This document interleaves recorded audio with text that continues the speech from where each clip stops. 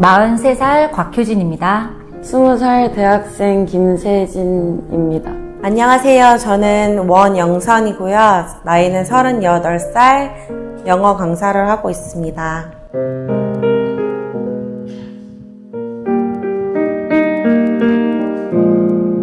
(60대) 이상이실 것 같아요. 손이 참 고생을 많이 했겠다라는 생각을 했어요. 그냥 세월이 많이 지나간 손 같다. 힘든 일 많이 하셨을 것 같아요. 열심히 사셨을 것 같아요. 뭔가 제작 일을 하실 것 같아요. 손끝에 반짝거리는 게 뭔가 많이 만져서 다른 지분이 달아있는 것 같아요.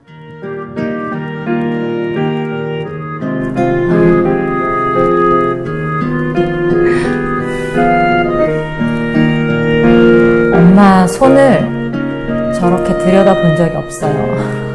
고생을 많이 한 손을 많이 못 잡아드린 것 같아서 너무 죄송하고 못된 딸이었던 것 같아요.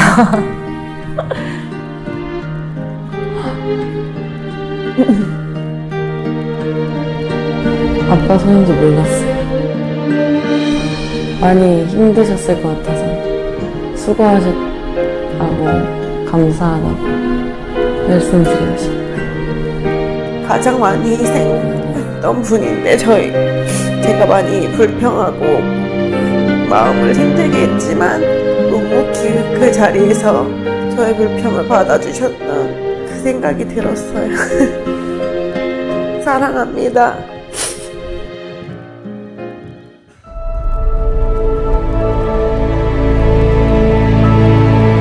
사랑한다. 엄마.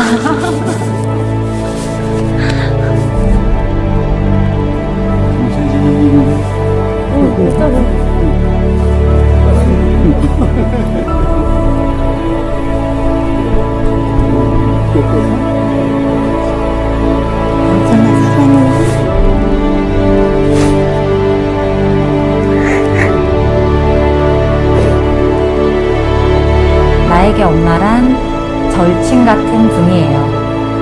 저의 어머니는 항상 제 편입니다.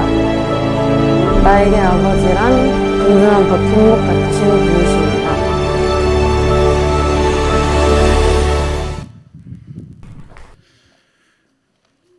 우리 제목이 어머니 멀리 가는 향기라는 제목입니다. 정채봉이라고 하는 이 동화 작가가 쓴 제목의 책입니다. 이 책을 소개하려는 것이 아니고 이 책의 제목을 모티브로 말씀을 준비한 거죠. 멀리 가는 향기가 어떤 것일까? 과연 멀리 향기가 떠나가는 건 어떤 향기일까? 어떤 향기가 가장 멀리 날아갈까? 사람마다 모든 사물마다 다 각자의 고유한 냄새가 있습니다. 향기로운 냄새가 있는가 하면 또한 또 냄새가 아주 불쾌한 냄새도 가지고 있죠. 사람이든 사물이든 고유한 향기가 있습니다. 가장 멀리 가는 향기를 생각해 보니까 어머니의 사랑의 향기가 아닐까, 아버지의 그 수고의 사랑이 아닐까 생각해 봅니다. 여러분 어떻습니까? 동의하십니까? 네. 어머니의 향기 안에는 하나님의 마음이 있습니다. 어머니의 향기 안에는 하나님의 사랑과 하나님의 눈물이 어머니의 마음속에 있죠. 어머니의 향기 안에는 자신의 인생의 삶 전체가 배어 있습니다. 그리고 삶의 수많은 우여곡절의 삶이 어머니의 사랑 안에 깃들어 있습니다. 그렇기 때문에 부모님의 얼굴에는 가장 멀리 가장 오랫동안 머무르는 진한 인생의 향기가 우리 어머니에게서 아버지에게서 풍겨나는 것이죠. 5월은 지천으로 꽃들의 향연이 시작이 되었습니다. 물론 4월달부터 꽃들이 막 피기 시작하죠. 수많은 꽃들이 나 좀 봐주세요. 나 좀 봐주세요.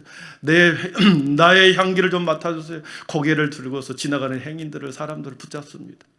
도로에도 수많은 들판에도 자신의 향기를 품고 그 향기를 지나가는 사람들에게 조금씩 나눠주다가 그 향기를 다 주고 나면 잎이 떨어집니다. 그리고 사라지고 그 자리를 다른 꽃들에게 넘겨주죠.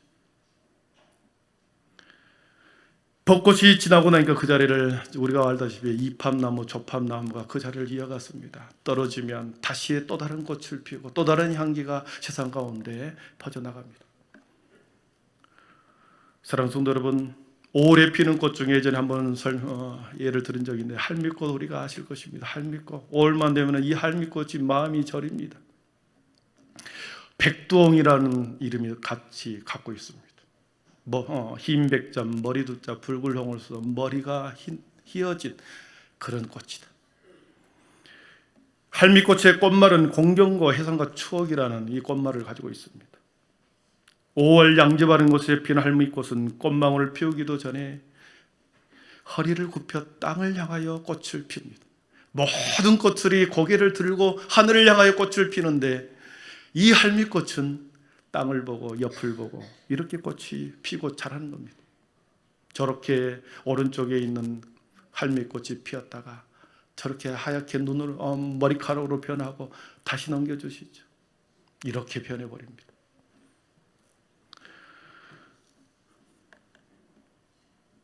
그래서 백두홍이라고 그러는 거죠. 할미꽃에 대한 전설을 우리는 알고 있습니다. 일찍이 남편을 이루고 세 딸을 키우는 어머니가 있었습니다. 아빠 없는 호레비 자식이라는 소리를 듣지 않기 위해서 열심히 그리고 금지옥역으로 딸 셋을 잘 키웠죠. 그리고 시집도 잘 보냈습니다. 시집 보낼 때 한 사람 한 사람 보낼 때 자신의 세간살이를 다 내어주고 어머니는 오두막집 하나 있습니다. 세월은 흘러 머리는 백발이 되었고 이는 빠져서 그렇게 합주기가 되었습니다. 혼자 살 수 없게 된 어머니는 애로움에 지쳐서 딸집에 가서 살아야 되겠다. 그리고 큰딸집으로 갑니다. 우리가 알다시피 큰딸, 큰아들은 얼마나 정성스럽게 모든 것을 쏟아서 키웁니까? 큰딸은 내가 가면 반겨줄 것이다. 큰딸 집에 도착해서 며칠이 지나는데 어느 순간에 딸이 눈치를 주는 것입니다. 마음이 불편해지기 시작합니다. 그러면서 자꾸 트집을 잡는 것입니다. 여기서 더 이상 있어서는 안 되겠구나. 가라고 하는 모양이구나. 그래서 둘째 딸 집으로 가죠. 둘째 딸은 큰아들과 셋째 딸 사이에서 자기가 매우 눈치를 보면서 잘 얍삽하게 세월을 잘 살아간 딸입니다. 그래서 아마 둘째 딸도 내가 가면은 그래도 지혜롭게 나를 섬겨줄 것이다 생각했죠. 그러나 둘째 딸도 그 집에 갔을 때 꼬투리를 잡습니다. 조금씩 잘못한 것에서는 구박을 하기 시작합니다. 또 마음이 불편해졌습니다. 여기서 있어서는 안 되겠구나. 그리고 셋째 딸 집으로 가죠. 셋째 딸은 참으로 가난한 집으로 시집을 보냈습니다. 차마 셋째 딸 집에 가서 내가 얹어 살기가 미안한데 그래도 더 이상 혼자 있고 그리고 혼자 밥 끓여 먹을 수가 없기에 그래서 셋째 딸 집에 가야 되겠다. 발걸음이 떨어지지 않았지만 차마 가난한 집에 가서 얹혀 살기가 미안했지만 그래도 셋째 딸에게 발이 떨어지지 않지만 어느 순간에 셋째 딸 집을 향하여 걸어가고 있습니다. 힘들게 고갯길을 걸으면서 걷다가 그해 겨울에 그런 일이 벌어진 거죠. 그만 걷다가 눈밭에 쓰러져서 셋째 딸 집에 가는 도중에 언덕길을 걸어가는 그 사이에 내려가는 길에서 그만 미끄러지고 눈밭에 넘어졌습니다. 다리가 발버둥을 쳤지만 일어서려고 하지만 몸이 말을 듣지 않습니다. 그래서 추운 겨울에 그 산골짜기에서 그만 죽고야 말았습니다. 언니들의 말에 의하면은 지난 가을 늦가을에 자신 집에 왔다는 소리를 들었는데 어머니가 집을 떠났다는데 셋째 딸은 자기 집에 오지 않고 도대체 어디에 계실까? 다시 어머니를 찾아 산으로 올라갑니다. 그러나 이미 어머니를 찾았을 때는 어머니는 소천했던 거죠. 그곳에서 이듬해 봄에 피어난 작은 꽃이 할미꽃 아닙니까? 어머니가 죽었던 그 자리에서 작은 꽃이 하늘을 쳐다보지 않고 땅을 쳐다보고 옆을 쳐다보면서 핀 꽃이 할미꽃입니다. 이 전설을 저는 어렸을 때 들었습니다. 그래서 저희 뒷동산에도 제가 자랐던 그 뒷동산에도 봄에 올라가면 할미꽃이 이렇게 피어 있습니다. 그래서 그것을 알았기 때문에 겨울 동안에 얼마나 추웠을까 그러면서 그 할미꽃 주위에 돌을 이렇게 쌓아서 그 할미꽃을 보호해 주면서 살았던 기억이 있습니다. 사랑하는 성도 여러분, 이 땅의 모든 여자는 어머니가 됩니다. 물론 요즘에 결혼 안 한 사람도 있지만 어머니가 됩니다. 그 어머니는 머지않아 할머니가 됩니다. 이 땅의 모든 아들들은 곧 있으면 아버지가 됩니다. 그리고 그 아버지는 할아버지가 되죠. 나는 예외가 없다? 아니요. 모든 사람이 그 길을 걸어가죠. 이 땅의 모든 부모님의 삶이 그렇습니다. 고생을 고생으로 생각하지 않고 온몸이 부서져라 가족을 위해서 그렇게 살아온 인생이었습니다. 그래서 허리가 휘었고 하늘을 지고 걸음걸이를 치고 허리를 숙이며 하늘을 지고 걸어가십니다. 굽어진 허리로 퍽퍽한 다리가 서너 발짝 지나면 다리 아파서 다시 멈추고 걸어가는 우리의 부모님. 그것이 바로 저의 어머니였고 여러분의 어머니였고 우리의 어머니였습니다. 곧 어머니가 할머니로 변해가죠. 사랑하는 성도 여러분, 5월 달에는 많은 곳에서 여기저기서 축제가 벌어집니다. 많은 곳에서 전국적으로 봄 축제가 열립니다. 분주한 오류를 살고 있는 우리들은 동일한 세계를, 동시대를 살아가죠. 이 세상을 살아가는 모든 사람들이 그 축제의 현장을 바라보면서 이 세상을 받아들이는 마음의 상태가 어떠느냐에 따라서 이 축제를 바라보는 거죠. 누군가는 참으로 세상이 즐거운 것이구나. 저 많은 사람들이 기뻐하고 그 기뻐하고 즐거워하는 것에 나도 함께 축제를 즐기는구나. 이 세상은 아름다운 것이구나. 그렇게 생각하는 사람이 있을 것이고, 누군가는 애롭고 쓸쓸하게 무질서하고 혼돈으로 가득한 세상이지 않는가. 또 누군가는 절대자의 손길, 절대자의 신의 섭리가 그렇게 머무는 참으로 신묘막측한 것이 이 세상이 아닌가. 똑같은 현상을 바라보지만, 똑같은 시대의 그 모습을 바라보지만 보는 사람의 마음에 따라서 즐겁기도 애롭기도 신의 손길을 느끼기도 하고 그런 거죠. 사랑하는 한빛 모든 여러분, 사랑하는 성도 여러분, 여러분의 마음과 눈에는 이 세상의 절대자의 아름다운 손길로 이루어지는 신묘막측한 세상을 바라볼 수 있는 눈과 마음 되기를 축복합니다. 아멘. 위대한 하나님의 섭리, 절대자의 신의 섭리를 경험하는 것은 멀리 있지 않습니다. 물론 세상 가운데 세상의 모든 세상을 바라보면서 하나님의 섭리를, 하나님의 위대함을, 하나님의 신묘막측함을 깨닫지만 하나님의 신의 섭리는 우리 부모님에게서 느낄 수 있습니다. 하나님은 자신의 모든 마음과 성품과 모든 형상을 우리 부모님에게 주셨거든요. 부모님에게는 하나님의 성품이 있습니다. 하나님의 마음이 있습니다. 하나님의 모든 사랑의 마음이 부모에게 있습니다. 다른 곳에서 신의 성품을 찾는 것이 아니라 우리 부모님에게서 하나님의 마음을, 하나님의 사랑을, 하나님의 성품을 여러분 우리는 보게 됩니다. 올해 가정의 날에서 더 특별히 더 소중하게 가정을 회복하고 가정을 세워가고 가정을 더욱더 소중하게 가꾸어 갈 수 있기를, 그래서 매일매일 해피데이 되는 5월 한 달 되기를 축복합니다. 우리가 예꿈 한마당을 통해서 아이들에게 기뻐하는 장소로 만들어 주려고 그랬습니다. 해피데이를 통해서 모든 성도들이 서로 하나 되고 사랑으로 하나 되는 축제의 장으로 만들려고 했습니다. 그러면서 기도했고, 그리고 오늘도 새 가족이 왔고 또 아들이 내려오고 딸들이 내려왔습니다.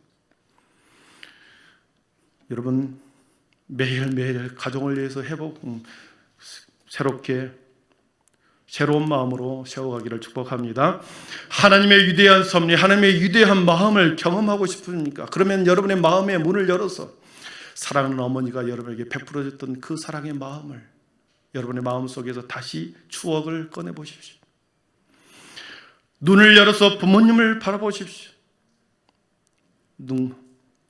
투른진 얼굴에서 하얗게 변해버린 머리카락에서 굽어져간 손과 투박한 손을 바라보면서 어머니의 사랑과 헌신을 다시 한번 여러분의 눈으로 확인하십시오. 길을 열어서 지난 날에 부모님의 따뜻한 사랑의 자장가를 여러분 들으십시오. 그 자장가가 때로는 잔소리로 수많은 우리를 구박하는 소리로, 잔소리로 우리를, 어머니들은 그렇게 사랑의 언어를 표현했습니다. 잔소리로 하지 말아라, 이렇게 해라, 저렇게 해라. 표현할 수 없었던 그 어머니의 마음을 그렇게 잔소리로 표현했는데 이것이 사랑의 어머니의 언어였습니다. 꽃의 향기는 그 향기를 다 주고 나면 사라집니다. 다 주고 나면 이 꽃은 떨어지게 되어 있습니다. 그리고 그 다음에 피는 꽃들에게 자리를 내어줘야 합니다. 사랑하는 성도님, 우리의 인생도 그렇습니다. 작년에 16분 소천하시고 올해 벌써 8분이 소천했습니다. 무려 24분의 소천을 바라보면서 장례 집회를 하면서 가장 슬픈 날이 언제입니까? 입간 예배 때입니다. 마지막 어머니 얼굴, 아버지의 모습을 봅니다. 얼굴을 닦아주고 머리를 빗겨주고 싸늘한 손을 만지면서 대부분의 자녀들이 하는 말이 뭡니까? 죄송하다는 말입니다. 어머니 잘 가세요 한 사람 한 번도 못 봤습니다. 죄송합니다. 미안합니다. 어머니의 향기, 아버지의 향기, 그 향기는 우리의 마음속 깊은 곳에 우리가 죽을 때까지, 이 세상을 끝나는 그 순간까지 부모님의 향기는 우리 마음속에 머무를 것이고, 그 향기를 가지고 우리는 세상을 아름답게 보는 거죠. 팔순이 넘는 실향민들이 명절만 되면 망향정에 올라가 38선 근처에 망향정에 올라간 이유가 뭐겠습니까? 멀리 떨어져 있는 옛날의 자신의 고향, 거기에 부모님이 계시는 부모님의 사랑, 그 부모님의 향기를 그곳에서 맡기 위해서 가는 거 아니겠습니까? 오늘 말씀에 한나의 향기가 나옵니다. 어머니, 사무엘의 어머니가 나오죠. 자식이 없어서 아들을 간절히 기도했습니다. 아들 주십시오. 다른 사람에게는 다 주는데 저에게는 아들이 없습니다. 아들을 달라고 간절히 기도했고, 하나님께서 주었을 때 그렇게 소원하고야 합니다. 아들을 주시면 내가 하나님 앞에 드리겠습니다. 하나님 앞에 바치겠습니다. 이런 소원을 해버렸습니다. 그 소리를 듣고 하나님이 사무엘에게, 한나에게 아들을 주지요. 하나님 앞에 소원해버렸으니까 아들을 바칠 수밖에 없는 거죠. 그렇게 해서 사무엘이 젖될 때, 1살이 되고 2살이 되었을 때 이 아이를 데리고 하나님 앞에 바치겠다고 했으니 실로에 있는 그 성전으로, 이 어린 핏덩이를 데리고 성전으로 데려갑니다. 어머니는 없고 아버지 엘가나는 한 손에 3마리의 순념소를 가지고 밀가루 한 포대를 들이고 포도주 한 가죽 부대를 가지고 아들과 함께, 그 부모는 성전으로, 실로에 있는 성전, 엘리 제사장이 있는 그 성전으로 데려갑니다. 그리고 그곳에서 자라게 하죠. 오늘 말씀 18절 19절 우리 같이 읽어보겠습니다. 18절 19절입니다. 사무엘은 어렸을 때에 그의 어머니가 매년 드리는 제사를 드리러 그의 남편과 함께 올라갈 때마다 작은 겉옷을 지어다가 그에게 지었더니. 아멘. 세마포 예봇을 입었다. 1년에 한 번 그 아버지와 어머니가 아들 보러 간다. 여러분, 그런데 말씀해 보니까 26절 마지막, 아이 사무엘이 점점 자라며 여호와 사람 앞에서 사람들에게 은총을 더욱 받더라 그랬습니다. 성전에서 떨어뜨려 놓은 이 핏덩이 같은 2살의 아이를 하나님께서는 어떻게 키우시는가? 하나님과 사람 앞에 은총을 더욱 받는 자녀로 자라가게 합니다. 무엇 때문인지 아십니까? 사랑하는 엄마가 1년에 한 번 아들을 보러 가기 위해서 에봇을 지어줍니다. 어린 자신의 아들이 제사장으로 커가는 그 아들을 옷을 밤에, 한밤에, 긴 밤에 등잔불 밑에서, 희미한 등잔불 밑에서 한 땀 한 땀 아들을 생각하면서 이 정도 컸을까, 저 정도 컸을까 상상하면서 아들을 만날 날을 기다리면서 에봇을 만든 거죠. 거기에 어머니의 향기를 담습니다. 어머니의 사랑과 헌신을 담습니다. 거기에 하나님의 그게 보고 싶은 하나님의 마음 절제를 담습니다. 그렇게 옷을 만들어 1년에 한 번, 예전에는 1년에 3번, 3번의 절기 3번은 갈 수 있었으나 1년에 한 번 갔다 그랬습니다. 아들을 얼마나 보고 싶겠습니까? 그러나 가지 않았습니다. 절제합니다. 그러면서 한 벌 옷을 만들어서 아들을 보러 가죠. 늘 마음 졸이며 만날 날을 기다릴 거 아니겠습니까? 어머니 손에는 자기가 1년 동안 지었던 에봇과 겉옷, 이 2 옷을 준비하면서 아들에게 간 거죠. 마치 한석봉이가 한석봉이를 공부시키러 먼 곳으로 보낸 것처럼, 그 부모는 그렇게 떠나보낼 것처럼 하나님 앞에 드려진 아들을 이 한나와 엘가나는 절제하며 인내하며 사랑의 마음을 담아 그렇게 키웠던 것입니다. 나의 자녀가 아니라 이제 하나님 앞에 드려진 자녀다. 그리고 아들을 생각하면서 하나님 앞에 드려지는 아들이다.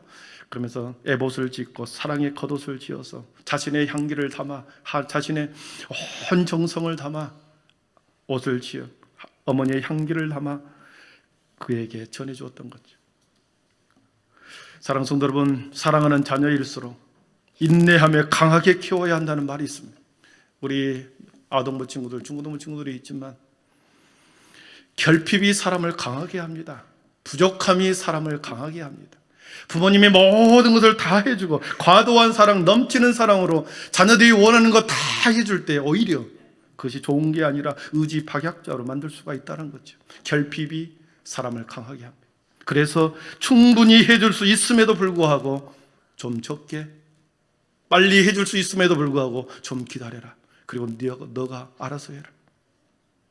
스스로 참고 인내하는 법을 우리 부모들이 가르쳐야 되는 거죠. 사무엘의 사명은 전혀 다른 새로운 세상을 여는 데 있어서 하나님이 준비한 사람이었습니다. 이 한나와 이 사무엘의 향기가 앞으로 벌어질 왕정시대의 모든 나라 통치를 이 두 사람을 통하여 문을 열었거든요. 개인의 인생을 봤을 때 이 한나와 사무엘은 참으로 비참한, 불행한, 그리고 그리움으로 혹독한 시간을 살아왔습니다. 그러나 이 두 사람이 평생 그렇게 살아왔던 그 사랑의 마음이 하나님의 역사 가운데 왕정시대를 이어가는, 수많은 이어가는 그 시간 속에 진한 농도가 되어서 하나님의 역사를 두 사람을 통해서 이뤄가는 것을 보았습니다. 민족의 세일을 행하시는 것을 보았습니다. 때로는 알 수 없는 기나긴 애로움이 우리를 하나님 앞에 더 다가가게 합니다.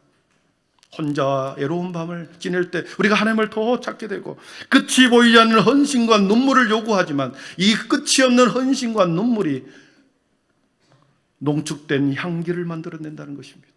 진한 농축의 향기. 말씀을 정리합니다.